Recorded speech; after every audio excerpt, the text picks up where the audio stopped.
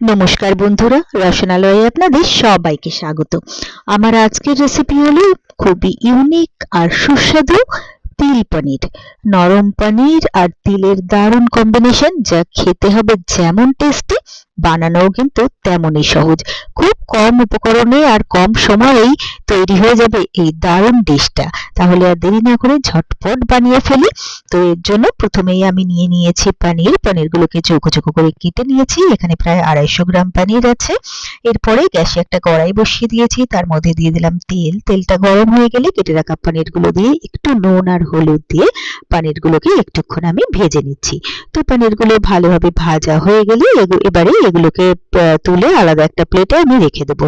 তারপরে কড়ার মধ্যে আবারও দিয়ে দিলাম 1 চামচ তেল। এবারে তেলটা গরম হয়ে গেলে দিয়ে দিলাম 1/2 চামচ কালো জিরে।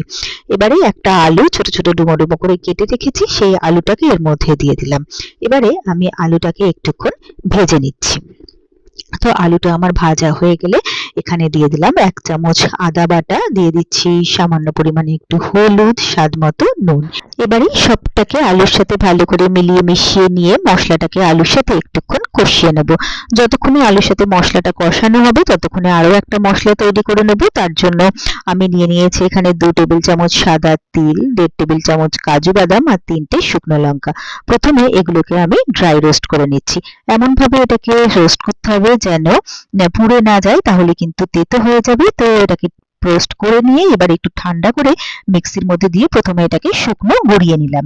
তারপরে এর মধ্যে 2 চামচ টক দই আর অল্প একটু জল দিয়ে সুন্দর একটা পেস্ট আমি তৈরি করে নিলাম।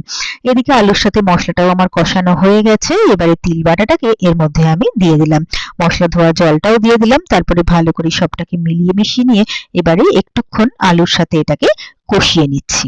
আর এই রান্নাটা কিন্তু ভীষণ চটপট হয়ে যায়, আর কিন্তু খেতেও কিন্তু এটা অসাধারণ হয়।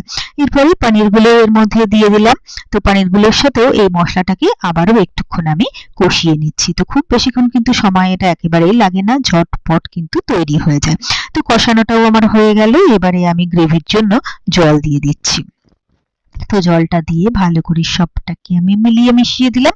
তারপরে এটাকে আমি ঢাকা দিয়ে কয়েক মিনিটের জন্য এটাকে আমি রান্না করে নেব। তো মিনিট কয়েক হয়ে গেছে, আমি ঢাকনাটা খুলে নিলাম, নেড়েচেড়ে দেখে নিলাম আলু পনির সবটাই কিন্তু ভালোভাবে সেদ্ধ হয়ে গেছে। এরপরে শেষে সামান্য পরিমাণে একটু চিনি দিয়ে ভালো করে মিলিয়ে মিশিয়ে নিলাম। তারপরে আর এটাকে 1 থেকে 1.5 মিনিট একটু হাই ফ্লেমে ফুটিয়ে নেব, আর তাহলেই কিন্তু আমার তিল পনির একদম রেডি হয়ে যাবে। এরপরে আমি এটাকে সার্ভিং বলে নিয়ে নিলাম। তো ব্যাস, তৈরি হয়ে গেল আমার খুব সহজে আর খুবই চটপট দারুণ টেস্টি তিল পনির। আর আমার এই রেসিপিটা যদি আপনাদেরও ভালো লেগে থাকে তাহলে আপনারাও বাড়িতে ঠিক এইভাবে একবার ট্রাই করে দেখবেন। আমি কথা দিতে পারি আপনাদের সকলেরই ভীষণ ভীষণ ভীষণ ভালো লাগবে।